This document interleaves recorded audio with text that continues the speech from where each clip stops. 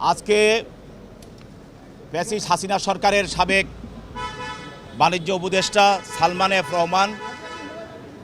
এবং সেই ফ্যাসিস্ট হাসিনা সরকারের সাবেক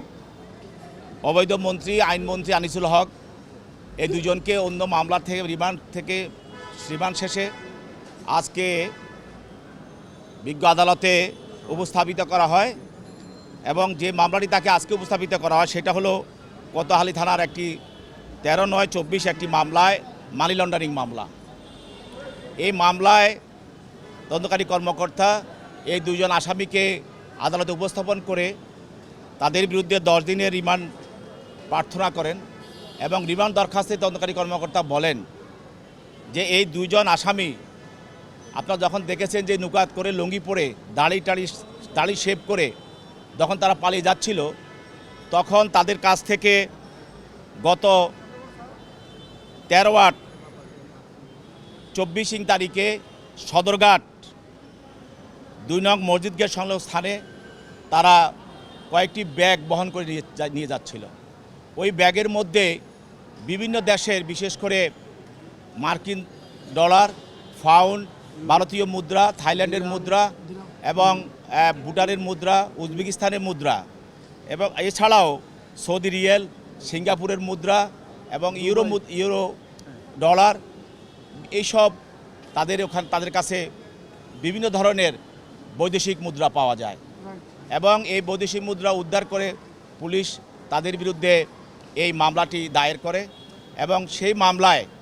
আজকে দুজনকে এই আদালতে উপস্থাপিত করা হয় এবং তদন্তকারী কর্মকর্তা বলেন যে যেহেতু তাদের কাছে এই বৈদেশিক মুদ্রাগুলো পাওয়া গিয়েছে এবং এই বৈদেশিক মুদ্রাগুলির উৎস কোথা থেকে এসেছে এবং তারা কি পরিমাণ টাকা বিদেশে পাচার করেছে এবং আমরা এও বলেছি যে এই স্বৈরাচার ফ্যাসিবাদ সরকারের যেই সব মন্ত্রী এমপিরা বিদেশে পালিয়ে যাচ্ছিল প্রায় প্রত্যেকের কাছে এই মুদ্রা বা টাকা ছিল। যেমন মানিক যখন পালাচ্ছিল তখন সে বলে তার কাছে টাকা ছিল, সেই টাকাটা বর্ডারে অন্যরা নিয়ে গেছে এবং মোজাম্মেল হক বাবুসহ যখন পালাচ্ছিল তখন তারাও বলেছে যে আমাদের কাছে টাকা ছিল, যারা আমাদেরকে পার করতে ছিল তার টাকাগুলো নিয়ে গেছে। তাতে বোঝা গেল তাদের সবার কাছেই বৈদেশিক মুদ্রা ছিল যেন তারা বিদেশে গিয়ে এই মুদ্রাগুলো ব্যবহার করতে পারে, সেই জন্য এই মুদ্রাগুলো এখানে তাদের থেকে আটক করা হয়েছে। তো পুলিশ তদন্তকারী কর্মকর্তা তার এই আবেদনের পরিপ্রেক্ষিতে এই মামলার রহস্য এবং এই মুদ্রার রহস্য এবং উৎস এবং আরও কিভাবে এই মুদ্রাগুলো কোথা থেকে আসলো এবং তাদের কাছে কী পরিমাণ মুদ্রা অন্য জায়গায় লুকিয়ে আছে সেগুলি বের করার জন্য এবং তারা কী পরিমাণ মুদ্রা বিদেশে পাঠিয়েছে সেগুলি তদন্ত করার জন্য তদন্তকারী কর্মকর্তা 10 দিনের রিমান্ড প্রার্থনা করেন। বিজ্ঞ আদালত আসামি পক্ষের বক্তব্য শুনে এবং তাদের রিমান্ড বাতিলপূর্বক জামিনে প্রার্থনা দরখাস্ত শুনে উভয় পক্ষের দরখাস্ত শুনে এবং উভয়কে শুনানি হওয়ার পরে বিজ্ঞ আদালত আসামিদের বিরুদ্ধে 7 দিনের রিমান্ড মঞ্জুর করেন। এবং আপনারা জানেন আরেকটি মামলায় সালমান আপনার রহমানকে দোহার থানার একটি মামলায় এবং মারামারি এবং সেখানে হত্যার চেষ্টার একটি মামলায় তাকে বিস্ফোরক দ্রব্যের একটি মামলায় তাকে এই আরেকটি মামলায় তাকে আজকে সন্দেশ করা হয় এবং সেখানে তদন্তকারী কর্মকর্তা 7 দিনের রিমান্ড প্রার্থনা করেন। বিজ্ঞ আদালত বলেন যেহেতু সে অন্য একটি মামলায় রিমান্ডে আছে তার রিমান্ডের বিষয়টি পরবর্তীতে শুনানি হবে। এলো ভিশন মুশকিল আসান অফার, যে কোনো ব্র্যান্ডের পুরনো ফ্রিজ নিয়ে চলে আসুন ভিশন শোরুমে আর নিয়ে যান নতুন ভিশন ফ্রিজ 20% পর্যন্ত ছাড়। এছাড়াও আপনারা জানেন যে বাংলাদেশের আলোচিত আরেকটি ব্যক্তি যাত্রাবাড়ি থানার ওসি আবুল হাসান, আজকে এই আবুল হোসেনকে আজকে দেখার জন্য সারা জাতি উন্মুখ হয়ে আছে, যে কারণ এই আবুল হোসেনের নেতৃত্বে যাত্রাবাড়িতে প্রায় শতাধিক মানুষকে গুলি করে হত্যা করা হয়েছে। আপনারা জানেন যে এই থানার ভিতরেও 35টি লাশ, বাচ্চাদের লাশ পাওয়া গিয়েছে এবং রাতের অন্ধকারে এই অনেক লাশগুলোকে নিয়ে বুদ্ধিজীবী কবরস্থানে নিয়ে রায়েরবাগ সেখানে জানাজা ছাড়া সেখানে গণকবর দেওয়া হয়েছে এই আবুল হোসেনের নেতৃত্বে। আমরা এই আবুল হোসেনের বিরুদ্ধে একটি হত্যা মামলায় ডিসিজড হলো যে সাকিব হাসান। এই সাকিব হাসানের হত্যার সঙ্গে এই ওসি আবুল হোসেনের সরাসরি জড়িত বিষয়টি তদন্ত কর্মকর্তা প্রাথমিক তদন্তে নিশ্চিত হন। এই জন্য তাকে আরও জিজ্ঞাসাবাদ করার জন্য এবং এই 34টি লাশ পাওয়া গেল থানার ভিতরে এবং বুদ্ধিজীবী কবরস্থানে যে গণকবর দেওয়া হলো উইদাউট জানা যায় এই হাসানের নেতৃত্বে, আবুল হোসেনের নেতৃত্বে, এগুলিকে আরও পুঙ্খানুপুঙ্খ রূপে এবং আরও অধিকতরভাবে জিজ্ঞাসাবাদ করে এটার সঙ্গে কারা জড়িত, কীভাবে এই ঘটনাগুলো সংঘটিত, হত্যাগুলো সংঘটিত হলো সেটাকে বের করার জন্য তার বিরুদ্ধে 10 দিনের রিমান্ড প্রার্থনা করেন বিজ্ঞ আদালত।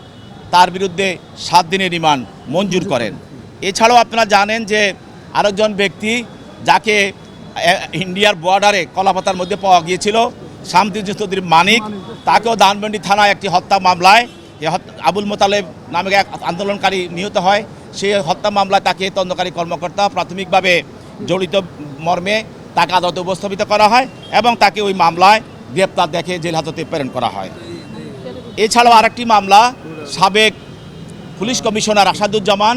আপনারা জানেন যে ঢাকা শহরের যে কোটাবিরোধী আন্দোলনের, বৈষম্যবিরোধী আন্দোলনের যে হত্যাগুলো হয়েছিল, এই হত্যাগুলো যিনি মাস্টার মাইন্ড, যিনি এই হত্যাগুলোর সঙ্গে সম্পূর্ণ তার ষড়যন্ত্রে এবং তার নির্দেশে হয়েছিল, সে আসাদুজ্জামান, তাকেও উত্তরা থানায় একটি হত্যা মামলায় আজকে গ্রেপ্তার দেখানো হয় এবং বিজ্ঞ আদালত তাকেও জেল হাজতে প্রেরণ করেন। আচ্ছা, একটা জিনিস আপনি আদালতে বলছিলেন যে এই 35টি লাশ আসলে কার সেটা জানার জন্য সিরিয়াল কিলার, বিষয়গুলো কি ছিল? বিশেষ করে যে আপনারা জানেন যে বাংলাদেশের এই কোটা বিরোধী এবং বৈষম্যবিরোধী আন্দোলনের সময় সবচেয়ে উল্লেখযোগ্য যা আন্দোলন সংগ্রাম হয়েছিল যাত্রাবাড়িতে, এবং এই যাত্রাবাড়ি থানাতে এবং সরকারও যাত্রাবাড়ি থানায় তার যে পুলিশের মধ্যে যারা জঘন্য এবং নিষ্ঠুর ব্যক্তি তাদেরকে সেখানে তাদের ডিসপ্লয় করা হয়েছিল এবং সেখানে তাদেরকে পাঠানো হয়েছিল এবং তারা সেখানে হাজার হাজার মানুষকে তারা মানুষের মধ্যে তারা গুলি ছোড়ে। এতে করে আন্দোলনকারী ছাত্র, যুবক এবং অনেক মেহনতি মানুষও সেখানে গুলিবিদ্ধ হয়ে মারা যায় এবং শেষ পর্যন্ত তাদের গ্যানেড চার্জ, হেলিকপ্টার দিয়ে গুলি, সব কিছু কারণে মানুষ সেখানে টিকে থাকতে পারে নাই। পরে ওই লাশগুলো যে মানুষ নিবে সে অবস্থাও ছিল না, তখন পুলিশ ওই লাশগুলোকে নিয়ে থানাতে স্তূপ করে রাখে এবং যেন মানুষ যেন পরবর্তী দিন লাশগুলো দেখতে না পারে সেখান থেকে অনেক লাশ সেখান থেকে সরিয়ে ফেলা হয়, নিয়ে থেকে রাতের অন্ধকারে সেখানে রায়েরবাগ কবরস্থানে নিয়ে গণকবর দেওয়া হয় জানাজা ছাড়া। বাকি লাশগুলো তারা গোপন করতে পারে নাই। যখন থানা আক্রমণ হয়, মানুষ লাশের জন্য থানাতে যায়, তখন ওই লাশগুলোকে সাধারণ মানুষ পায় এবং আজও অনেক মা বাপ, অনেক পিতামাতা তাদের সন্তানদের শনাক্ত করতে পারে না।